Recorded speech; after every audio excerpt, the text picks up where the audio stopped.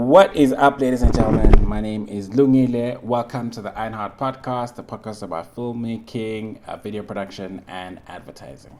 Okay, I have been away for a while, but I am back, and I am back with a vengeance. Okay, cool.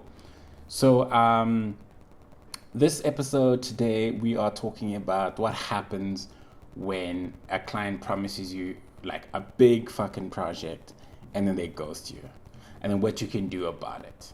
Okay, so I'm sure if you work in the film, TV, or advertising industry like myself, you've had a moment where a client says, hey, we've got a big, massive campaign and we love your work. Can you please send us a quote and tell us how much it would take to do this and how long? And we need this yesterday. And you know, you get calls like that. Sometimes it's a call, sometimes it's an email, sometimes a referral, and you are so excited about the project and you're like, man, I can't wait to do this. So you rush and you do a quote and you get like quotes from different freelancers if it's a really, really big job. And then you send it through, and then they ghost you. You follow up week 1, week 2, week 3, and then nothing fucking happens. And you're like, what the fuck? You wasted all your time, working and trying to put this gig, this project together, maybe even did a little treatment. And this kind of sucks, So I don't know if that's happened to you, but it's happened to me quite a few times, and I hate it. So I've come up with a few ways we can work to like prevent these things so that they don't happen and we are prepared for it, okay? Okay, let's keep it 100. Most of the time, people ghost you because there's no real commitment in the first place. Here's what's actually going on in behind the scenes. This is why people ghost you. They either just wanted a quick budget to shop around, they weren't the decision maker, their internal approval fell through, or the cost scared them, or they were just fishing for ideas. And the truth is, we let them because we didn't qualify the lead properly up front. We didn't check if they are a viable lead, they have the budget, they have the money. We just get excited when here they want to do a job for $500K and we just jump around.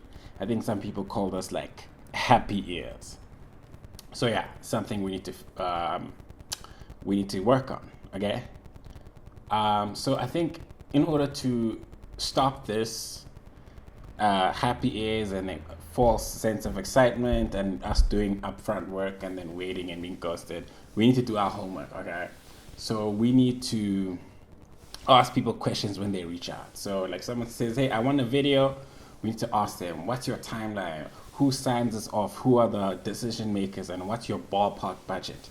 I mean, usually when you ask a client budget, they're usually gonna dodge around and try not to do that. Like, no, I'm asking you, but it's just, these questions are just going to help us like know what's the budget range, know if this project is real and if they've thought it through and if it's a real project. You can kind of suss it out.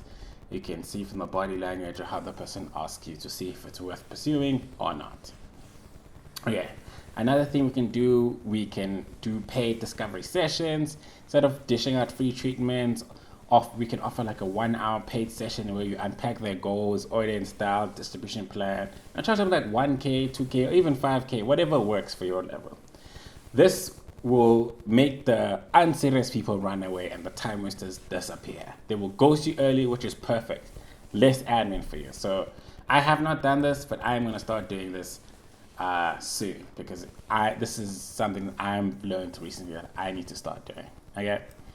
Another thing is we need to ask the right questions. You need a discovery form, something like a type form or a Google form with key points. What kind of video, we ask them, what kind of video do you want? What's the audience? How long is it? Where is it going? On social media, like what social media platform? Is it going to broadcast? Are there any reference link? And what's the budget window? If they're not willing to answer these questions or 5 minutes of homework, don't do 5 hours of coding and get quotes from different suppliers, freelancers, and production people. You're wasting your time. If they can't spend 5 minutes, we know they're going to run away. Okay? Next thing is we need to scope before we shoot. Even before you send a quote, you need to write like a 1-page outline of like what you're going to be delivering. So what are you going to be delivering? What's included? What's not? who's handling what, script, location, and a voiceover. Once you've done all of this, it's gonna make you know what the costs are, and you won't have any surprises. And if client wants to add more stuff, you can charge them for that, so that they don't think that there's things included in the quote that are not included. Okay. So yeah, nothing kills a client relationship like unspoken expectations. And this is like an opportunity for scope creep to happen. Next thing, now you've quoted and now your business is not making any profit and you're losing money. Okay, the next thing is we need to quote with ranges. Don't just say 25K. You can say we've done similar projects from 30 to 120K. Where do you see yourself? This filters out the champagne taste and budget lemon taste clients. You know, they have like Rolls Royce budgets, but they have like a really zero budget, so that they know, like, yo, they don't have to get, they're not gonna try get like a premium service for a shit budget. And then they'll tell you where they land, and obviously you know what their limits are, so you don't pitch something that is huge that's gonna scare them away. And then after that, you need to get it in writing. You know, before you lock down the dates of the thing that you're shooting, you need to start brainstorming. You know, you send a quote or a proposal, and you send over a SLA, and you get a signature, and then you ask for 50% deposit. If there's no booking, it's done. You're running a business, not a favors factory. And you know that, like, you know, this is like a second gate level that you need to get through in order before you know that the job is done. Until the money comes into your account, we're just talking about fairy tales. Okay. The next thing is, after you've sent your code through and your SLA, you can wait, and then you can follow up after a week. If they keep quiet, you follow up maybe once or twice, and then you move on. If they don't get back to you, you know they were just fishing, and that's it. Okay.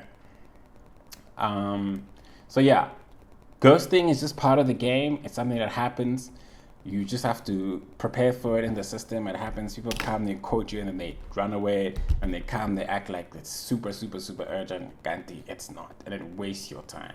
So having these systems in line will help you like disqualify people and save time, so that you can spend more time working on your business. Okay, so that you can qualify your leads, you can charge for your thinking, you can lock down your scope, and most of all, save your time. So, because if people don't respect your time, they're just gonna take you for a ride.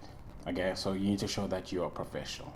Anyway, if you like this video, if you're watching this on YouTube, please like it, hit the subscribe button, hit that bell button so you can be notified every time I drop a new video. If you're listening to this on Spotify or iTunes or any of the podcast platforms, please rate us or drop a comment if you're on Spotify.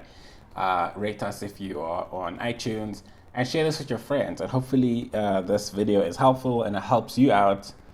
And yeah, I hope you learned something today and you got some value. My name is Lungile, and this is the Ironheart Podcast. Thank you so much for listening, and I'll see you guys in the next podcast. I will be dropping more videos and podcasts as we go. So yeah, I'm starting off the year with a bang. Sorry for the silence. Until next time, guys, peace out.